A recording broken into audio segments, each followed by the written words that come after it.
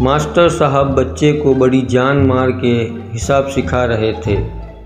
वो रियाजी के टीचर थे। उन्होंने बच्चे को अच्छी तरह समझाया कि 2 + 2 4 होते हैं। मिसाल देते हुए उन्होंने इसे समझाया कि यूँ समझो कि मैंने पहले तुम्हें 2 कबूतर दिए, फिर 2 कबूतर और दिए, तो तुम्हारे पास कुल कितने कबूतर हो गए। बच्चे ने अपने माथे पे आए हुए सिल्की बालों को एक अदा से पीछे करते हुए जवाब दिया कि मास्टर जी 5।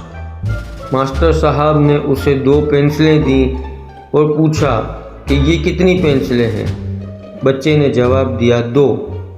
फिर 2 पेंसिलें पकड़ा कर पूछा अब कितनी हुई। बच्चे ने कहा 4। मास्टर साहब ने एक लंबी सांस ली जो उनके इत्मीनान और सुकून की अलामत थी। फिर दोबारा पूछा अच्छा अब बताओ, फ़र्ज़ करो कि मैंने पहले तुम्हें 2 कबूतर दिए, फिर 2 कबूतर और दिए, तो कुल कितने कबूतर हो गए।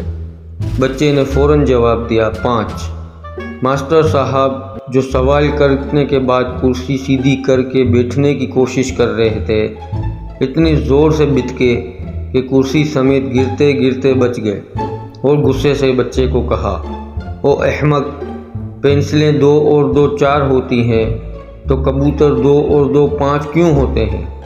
उन्होंने रोने वाले अंदाज में पूछा।